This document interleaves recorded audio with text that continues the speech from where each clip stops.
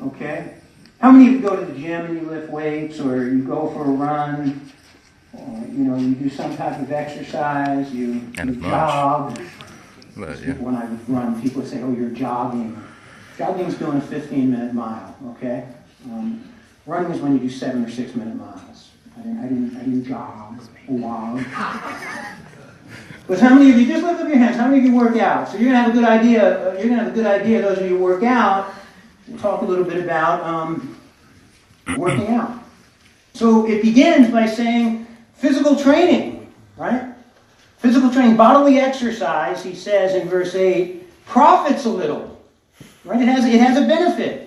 It's a little bit of a benefit compared to spiritual exercise because it's temporary. We're only in these bodies for a short time, and so there's a material benefit. There's a temporary benefit. There's an earthly benefit. So here are 20 benefits of exercise. Reduces body fat, increases lifespan, oxygenates the body, strengthens muscles, manages chronic pain, wards off viruses, reduces diabetic risk. Strengthens heart, clears arteries, boosts mood, maintains mobility, improves memory, improves coordination, strengthens bones, improves complexion, detoxifies body, decreases stress, boosts immune system, lowers blood pressure, reduces cancer risk. They're right now finding psychologically it has massive benefits on warding off dementia and Parkinson's disease, a lot of other diseases that are affected by the nervous system and the brain. It's got huge benefits. So there's benefits to physical exercise, okay? I just want some of you to hear that word from the good Lord this morning. I want to tell you something. It does get, it gets frustrating seeing people sick a lot. And I always want to tell you, you go to the doctor, they treat symptoms instead of really going down to the root of the problem, which is, changing your diet and exercising. If you would move more and eat less, there's just a simple philosophy for health. Move more and eat less, you'll be far healthier. Also try eating natural foods that aren't in boxes or cans or in the freezer. Just eat fresh fruits and vegetables itself, just eating that. There was a saying, I don't know if it's come to Dumont, New Jersey, an apple a day. What has that go? An apple a day? Keep the doctor away. Yeah, an apple a day keeps the doctor away. Has that come to New Jersey or to Bergen County? It's an amazing thing, just an apple a day can make you healthier. And then there's spiritual training. And the word for exercise here, it's interesting. It's gymnast. It's gymnasium. And exercise, that's the gymnasium word. Gymnasia in the Greek. And exercise yourself towards godliness, for bodily exercise profits a little, but godliness is profitable for all things, having promise of the life that now is, and of that which is to come. So spiritual training, it has eternal benefits. What do you think? What are some of those great spiritual, eternal benefits that spiritual training has? We talked about the physical benefits of physical exercise. I'll give you a couple. One is a deeper spiritual life. What does it mean to have a deeper spiritual life? A greater awareness of the presence of Yeshua. How would you like to walk through life and not be looking for him all the time or calling out to him like he's not there, but have an awareness, just being able to just turn your heart to him and you realize he's there. A deeper calm, a deeper peace, a deeper joy, a deeper confidence in him, a deeper hope, a deeper love. When you're engaging in spiritual training, you will find you will go deeper and deeper into your relationship with the Lord. You'll notice this is so true. The average Christian you meet is incredibly shallow. I just want to tell you that. Incredibly shallow. They're just shallow people. They have a very shallow spiritual life. There's no depth. And you can see how they're dominated and controlled by the world. By all these outward things. It's not Jesus who's in control of their life. It's not Jesus who's the influence of their life. And it's not hard to see. Just as you're walking about, you could talk to them. See what they talk about. See what they're focused on. Extreme shallowness. Anybody here ever scuba dive? You ever scuba dive in rough waters? You'll notice that when you scuba dive in rough waters, when you hit the water, it's very rough at the top, but the deeper you go, the calmer it gets. And that's how it is in the spiritual life. The deeper you go in Jesus, the calmer it gets. So there is a greater and deeper spirituality for those who train themselves. The second is a greater intimacy and fellowship with Jesus. Again, a greater sense of His presence, a greater awareness of His warmth, of His love. Another benefit of spiritual training is strength, power, authority. For the battle, you'll notice the battle rages, right? We battle against the devil. We battle against the world. We battle against our own flesh. And you'll have a much greater power and strength to overcome and live victoriously over sin, over Satan, and over the world. I see a lot of times Christians just getting their socks knocked off by the enemy. You'll also enjoy a greater peace in the storm. We live in a world, we're surrounded by chaos. We're surrounded by confusion. Even the people in our lives, think about people you work with, sometimes family members, they're in a continuous state of confusion and chaos. And it can kind of get to you. When you're training yourself spiritually, you'll find that you'll have a greater peace in the storm. In fact, I believe that the deeper you go, you can get a peace that nothing can disturb. Nothing, no one. You will find that one of the great benefits of training yourself is the fruit of the Spirit. And there's going to be a manifestation of the fruit of the Spirit in your life. Love, joy, peace, forbearance, kindness, goodness, faithfulness, gentleness, and self-control. Against such things there is no law.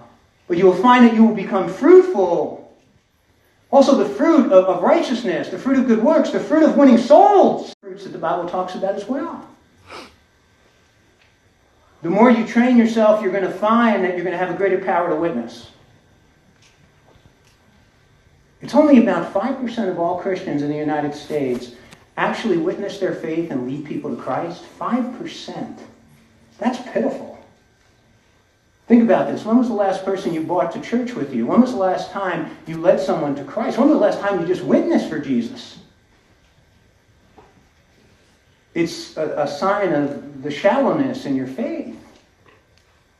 The more you train yourself, the greater your witness is going to be in action as well as in word.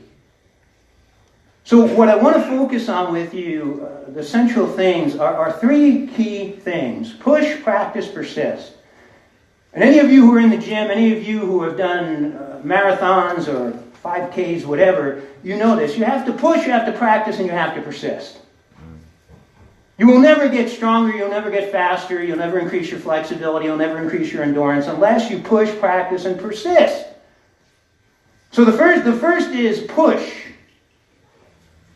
If you want to get stronger, you've got to push. You look at any person with a hard body in this room, and I guarantee they push themselves. And you look at any person in this room with a flabby body, I guarantee they don't push themselves.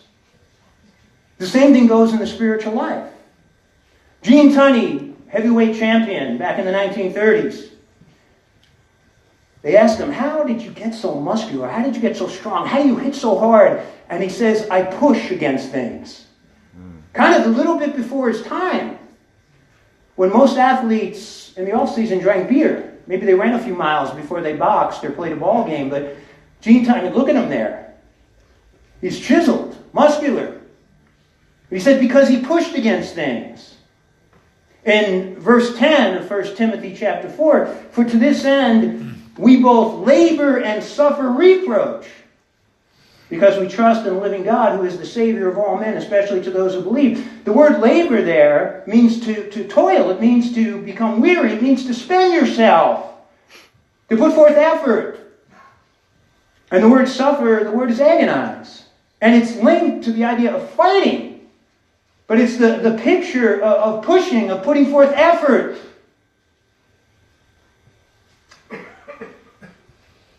Now, I was in the gym business for a number of years, and I've kind of stayed around it for the last 30 years, but it's not talking about this. You ever see people lifting Ken and Barbie weights? Look, I don't understand if you're 80 years old and you're in geriatrics, maybe you need Ken and Barbie weights, but I see people lifting, let me just tell you something. You see people go to the gym and they sit on these machines. Sit on the machine and you're using basically two groups of muscles, using your pectorals, using your shoulders, triceps, but the rest of your body is dormant. And we always said machines are a very ineffective way. If you go into a weight room of an NFL football team, you'll see that they're lifting weights. Mm-hmm. They're doing squats, they're doing deadlifts, they're doing overhead presses, they're lifting weights. It's an amazing difference between when you take a barbell and lift it over your head, right, Joe? Joe was a national champion Olympic lifter. When you lift the weight over your head, it's not only involving your shoulders and your chest, but every muscle in your body. It really takes a lot of effort to be able to push that weight up over your head. A lot of people who went to gyms, this is the experience.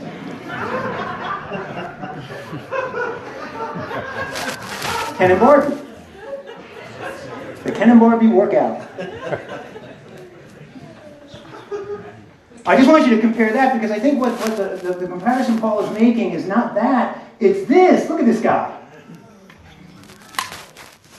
Look at him here. That's like 200 pounds in each hand.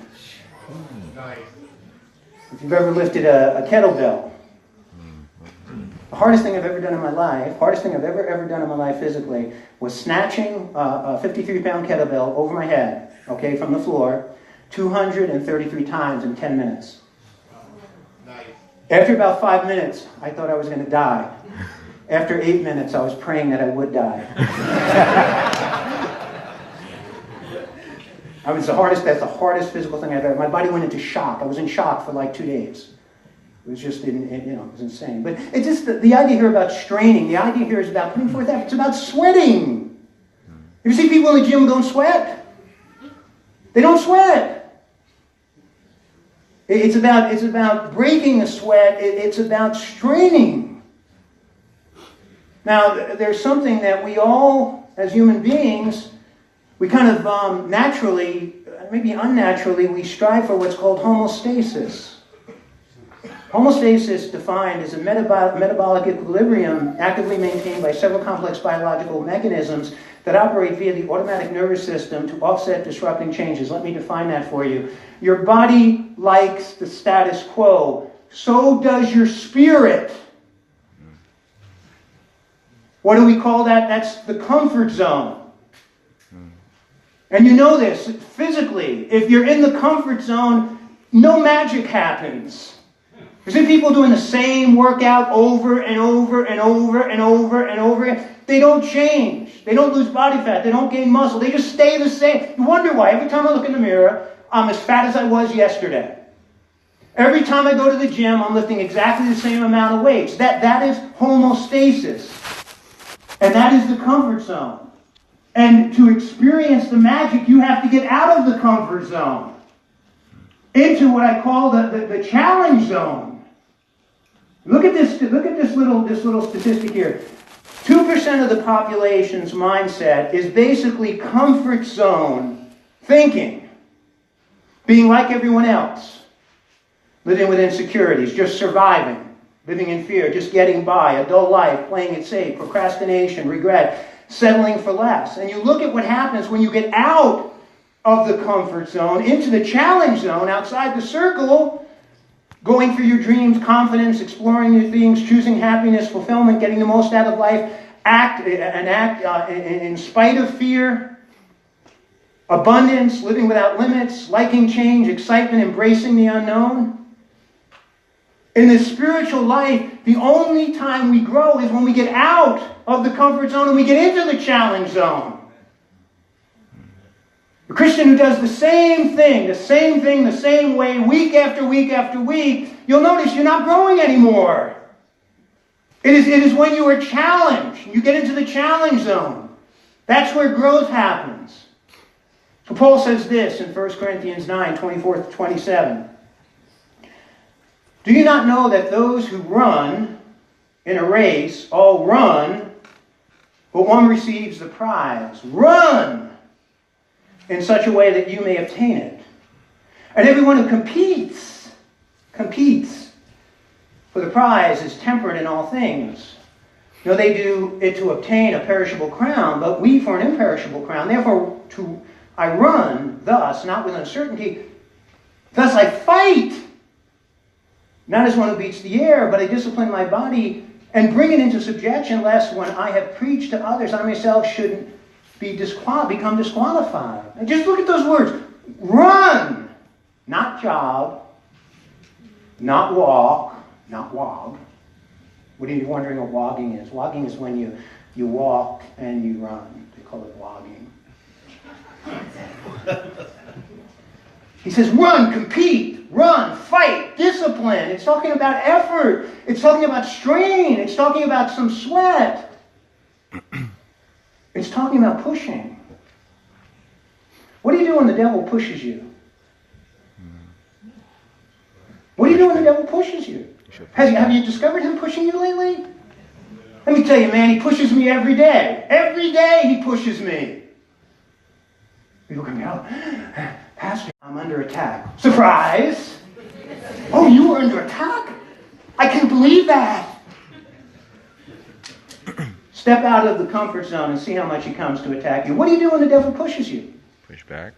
Now, the Bible says that we ought to push back. We are to resist the devil and he will flee from you. You know what most Christians, though, I see what they do is when the devil attacks, when the devil pushes, they tap out. They don't even resist a little. Think about this. You're struggling with some sin in your life. The devil comes and tempts you with some sin in your life. Maybe it's something in your mouth. Maybe it's something in your mind. Maybe it's something with your body. When he comes and he tempts you, do you just roll over and tap out? And I'm amazed how many people tap out. They give up before they even resist a little bit. And this is the idea again of pushing. You know what I believe? People say, well, why didn't the Lord do in the devil right after the cross? He said it's done. He said it was finished. Why didn't he just do the devil in there? He could have. Why did we leave him around? Because I believe that he uses the devil, just like he did in Paul's life with the thorn in his flesh. He uses the devil in our lives because the devil brings resistance. And when we learn how to resist him, we become stronger and stronger and stronger. So we need to push back. First key point is push yourself. Push yourself through your prayers.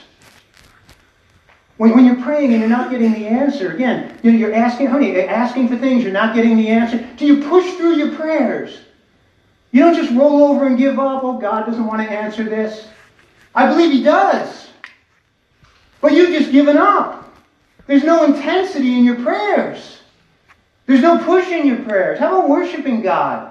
Want to go deeper in worship? When we let him worship here, the whole form of worship at Living Word, and Lenny and Kim do such a great job of leading us from the outer court to the holy place, to the very holy of holies. And you need to push through those stages of worship as we go from song to song. And then all of a sudden what you find yourself in, you find yourself literally standing before the Lord and just beholding his glory. And how powerful is that? But a lot of people don't push through. It's like they sing the song and it's like, or they come walking in here a half hour late. There's no push. Do you push through witnessing with people? Or as soon as they get a little resistance, do you give up?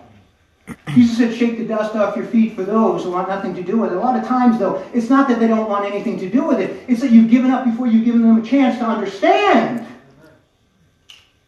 So you need to push. Number 2, practice.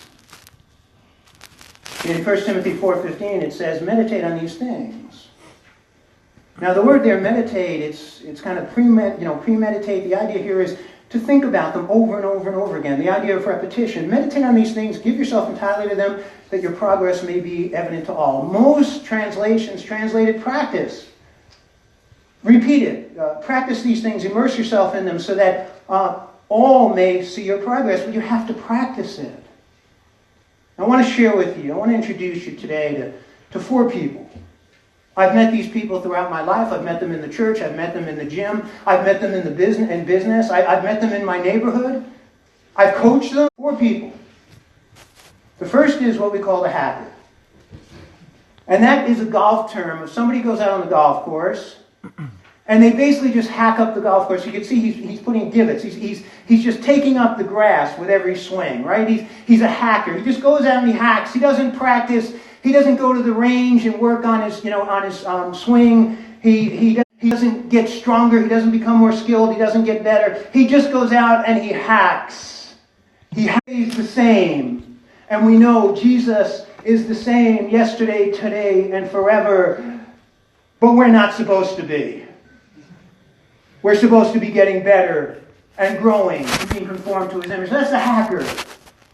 Hebrews chapter 5, verse 12 and 14. Understand, Hebrews was written to a church of hackers.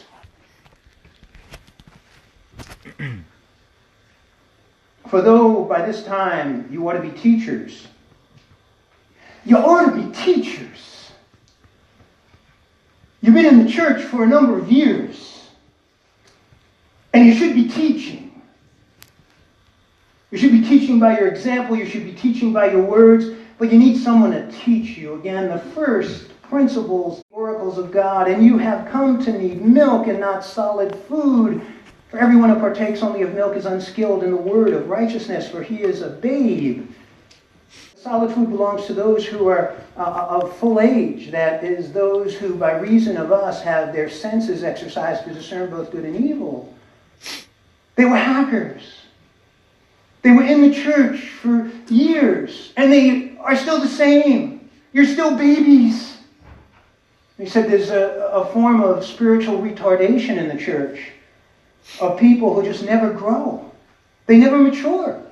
You look at them, it's like they're still the same person doing the same thing that they were doing 5-10 years ago. No change.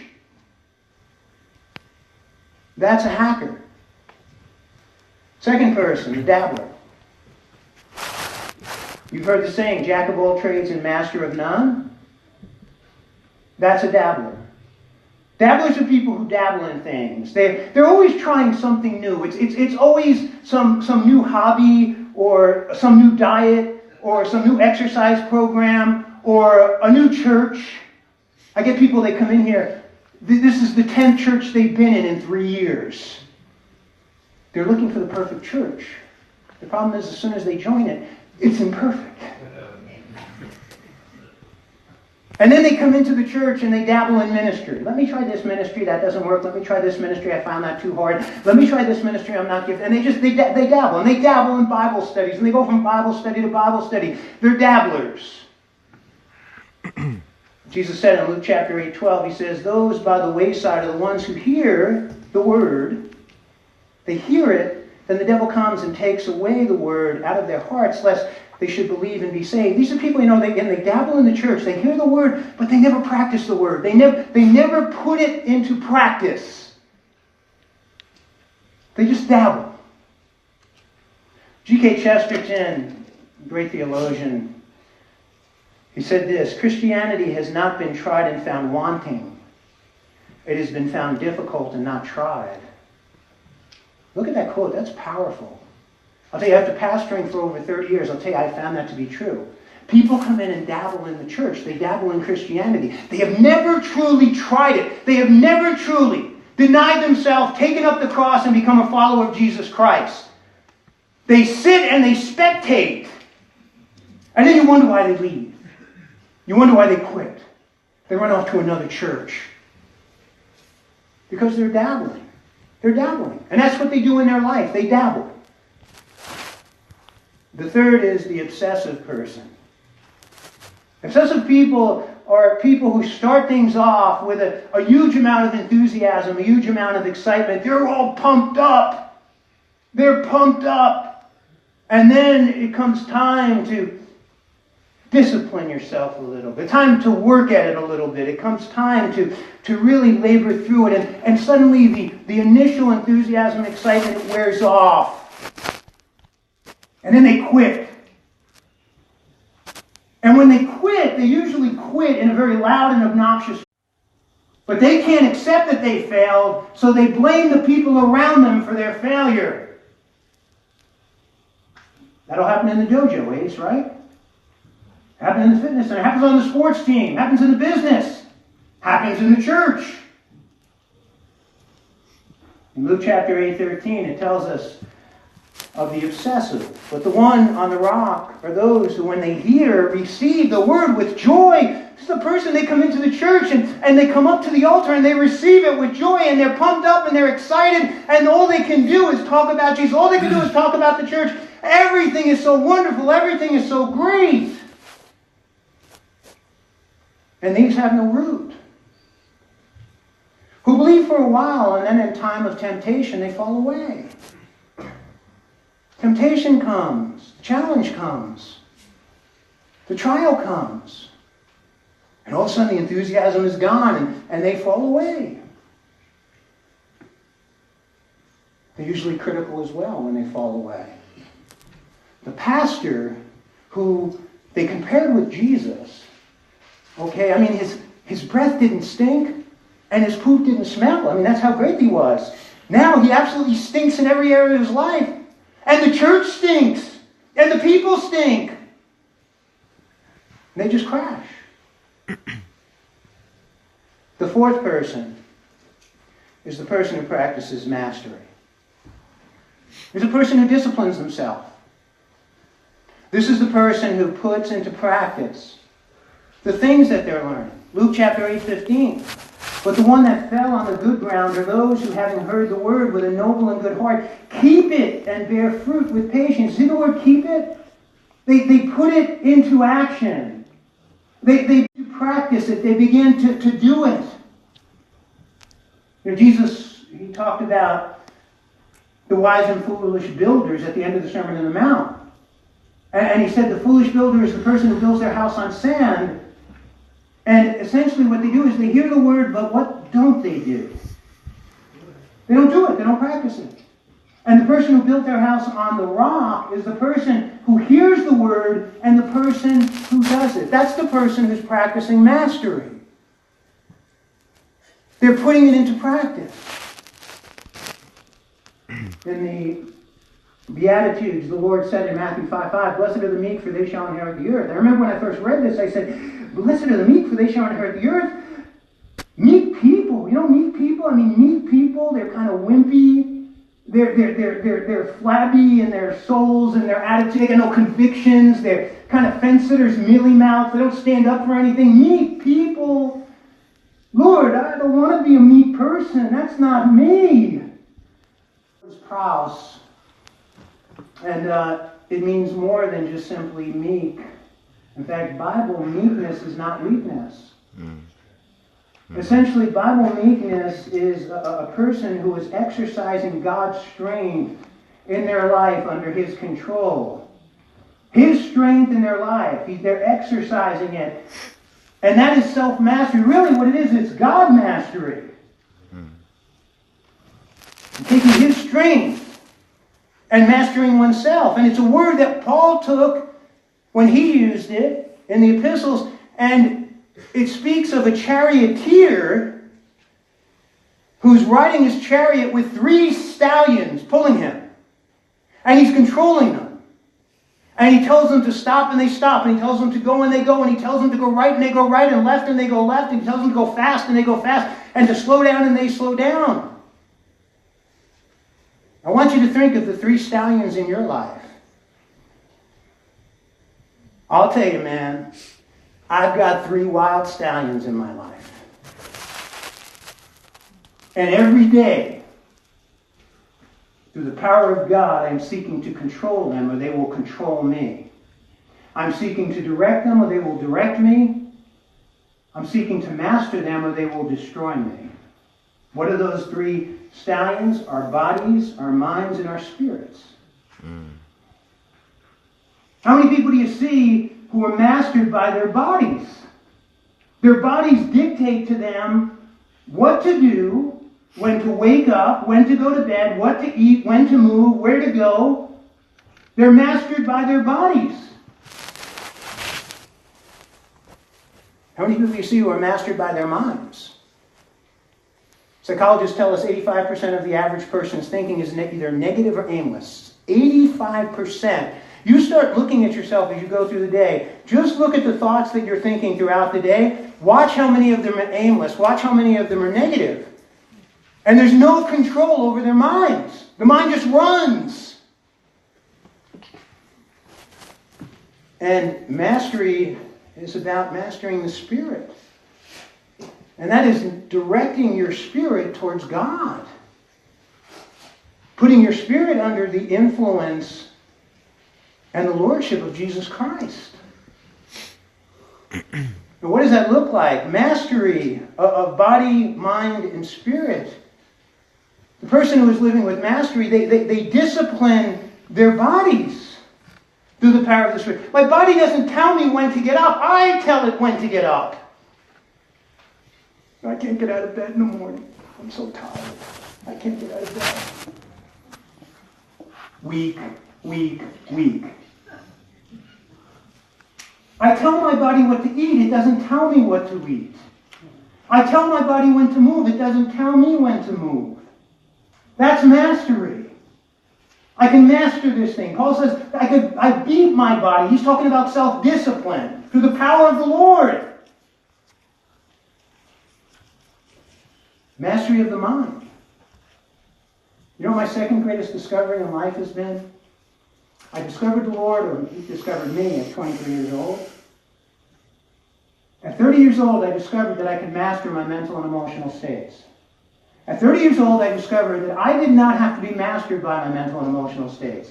I discovered at 30 years old that I can get off the roller coaster ride that the majority of people in this world are on. Good things happen, they're happy. Bad things happen, they're sad. I thought that's the way life had to be. And suddenly I discovered that I could master my mental and emotional states. And I could be happy. I could be joyful all the time if I chose to.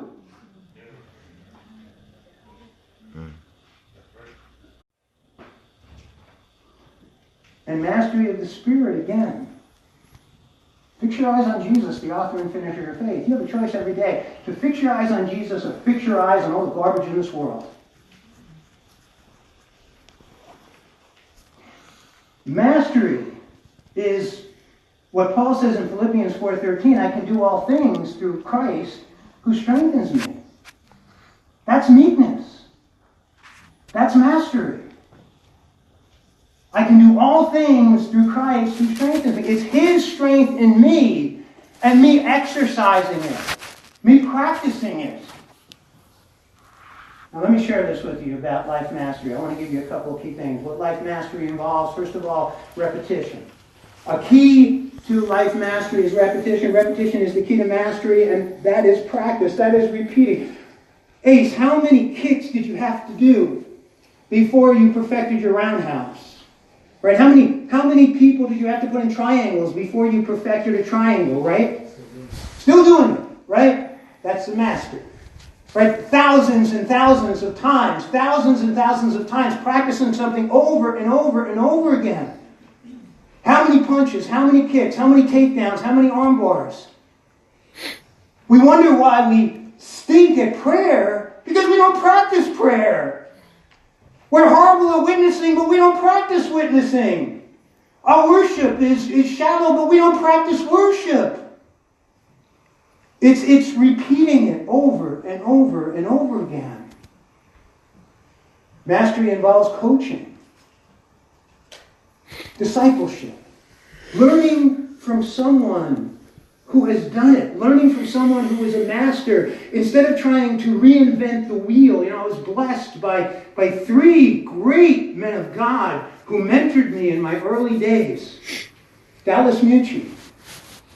Dallas started over 100 churches in New York, and he started numerous churches in Pakistan, in a predominantly Islamic country. Dallas went home to be with the Lord 2 weeks ago.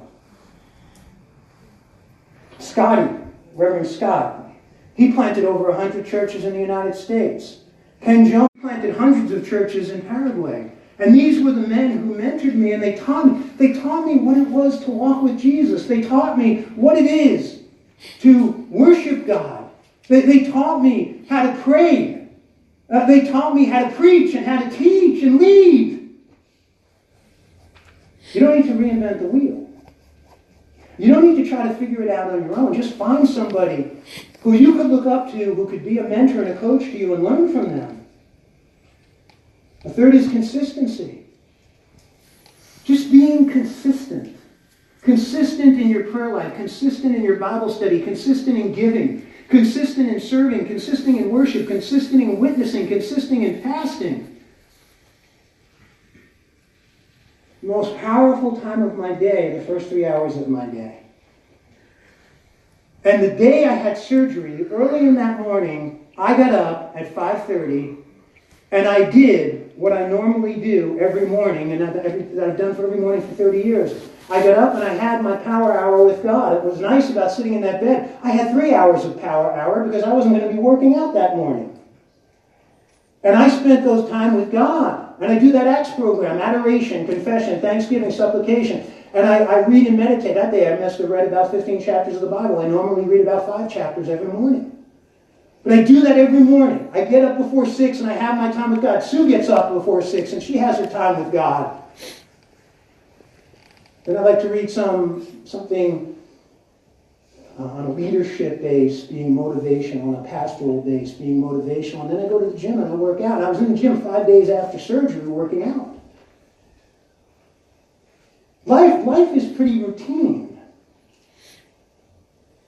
But when you have a routine and you're practicing things that make you productive and fruitful, you grow and you grow and you grow. And that's the fourth key principle here is you grow. Mastery is about growth. The Japanese called it keizian.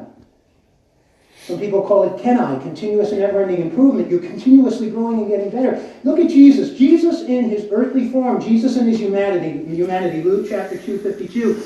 And Jesus increased. In his humanity, he grew.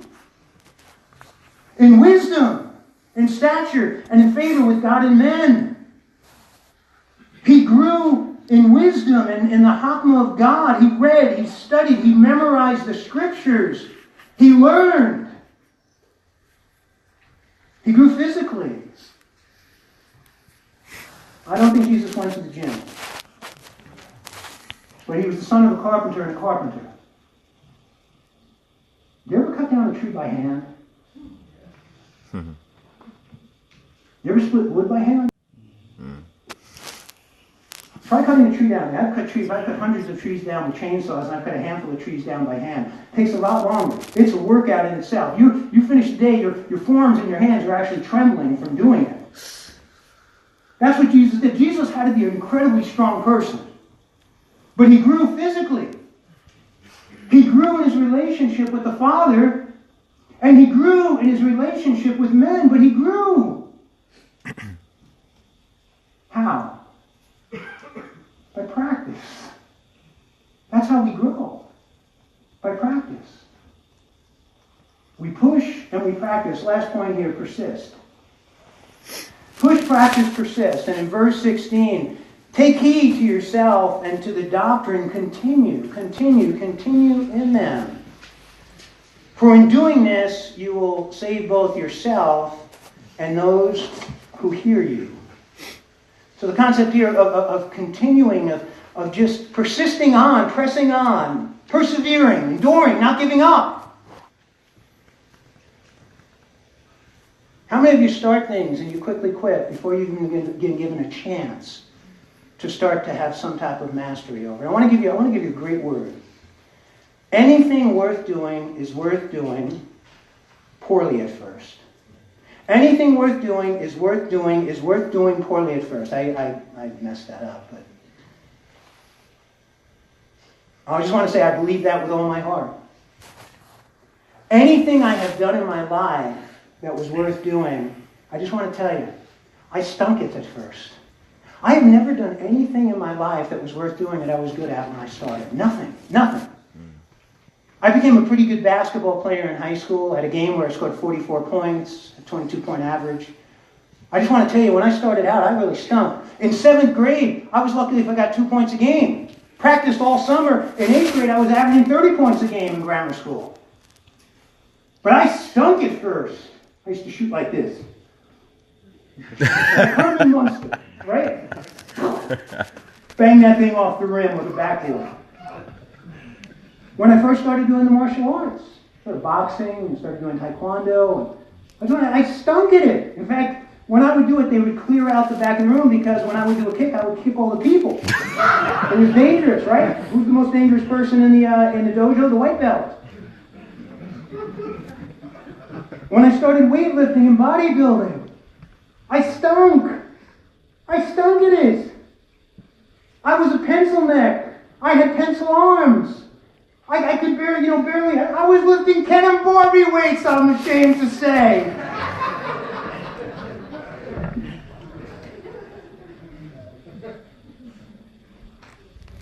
When I started preaching and teaching, the first sermon I ever did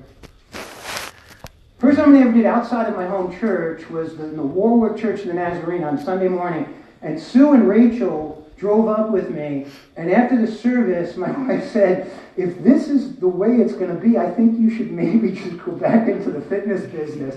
Because I was having anxiety attacks all week. I went up there with anxiety. I stumbled and bumbled through my message. I stunk! And the same thing goes when I first started to pray. When I first started to pray, I'd lay in bed at night, I'd twiddle my thumbs, and I'd say my 30-second prayer.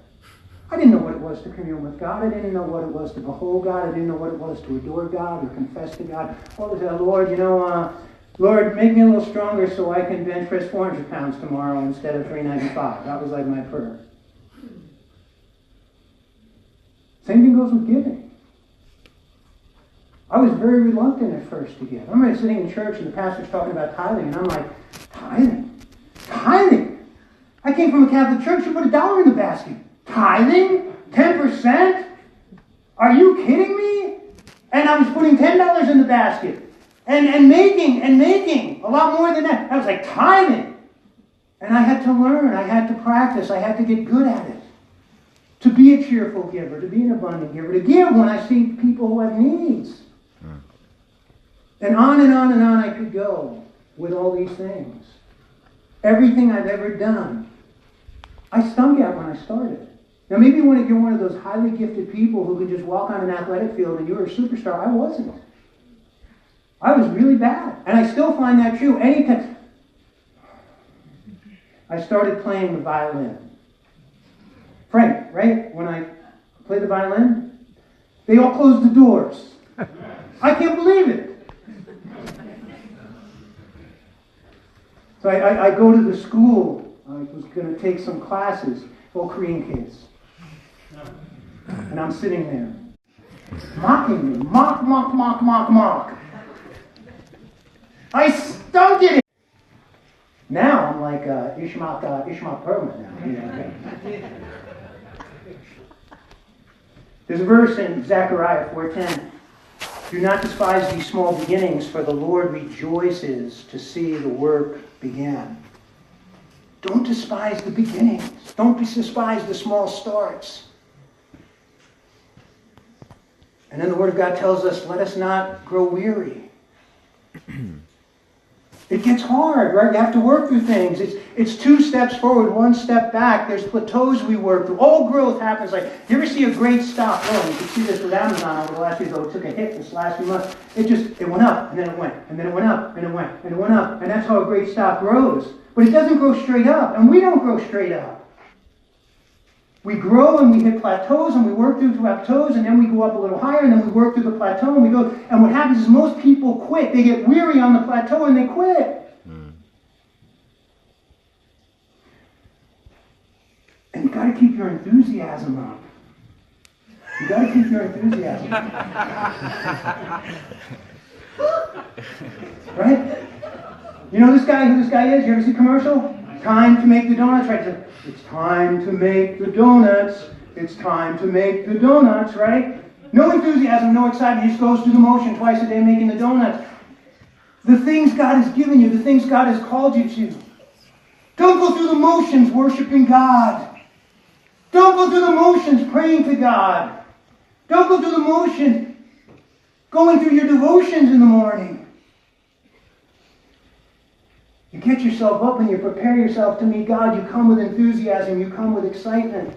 You know, Jesus, when he told the parable of the persistent widow, He talks about this persistent widow who he keeps knocking on the door of the judge. She wants the decision. She wants the decision. She wants the decision until she wears out the judge and he gives to her what she wants. I just want you to look at verse 8. I tell you that he will avenge them speedily, nevertheless, when the Son of Man comes. Will he really find, and the word there, "the," should be in the text, the definite article in the Greek, will he really find the faith on the earth? You know what I believe that means is there'll be a whole lot of people quitting.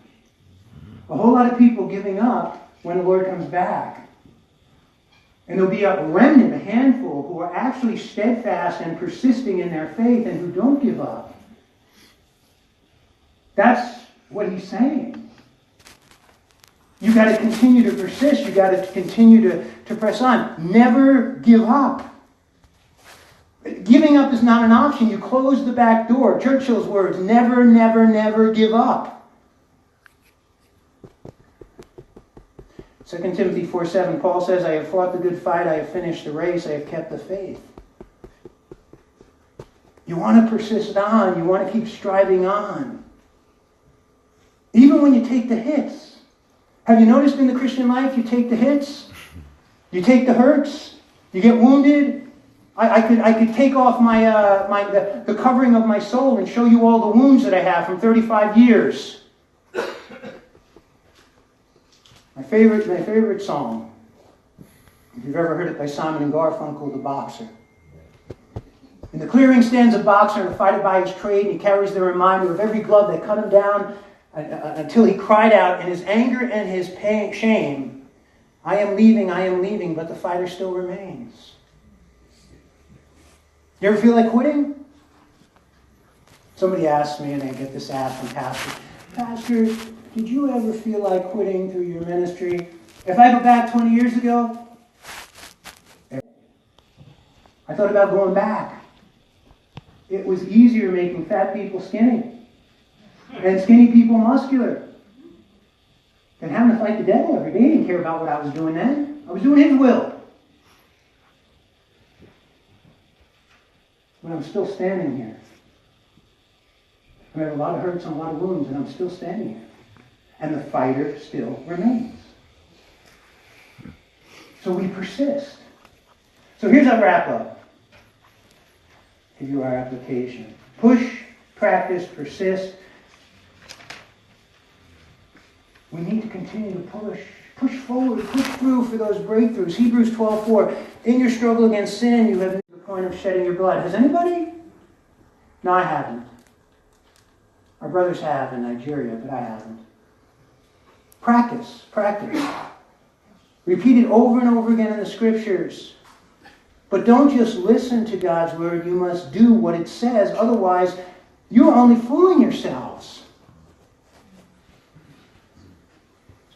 And persist. Persist on in the faith. I pray for every one of you, and I pray for your families, and I pray for your children, and I prayed this prayer over the years, that, Lord, we would not lose one.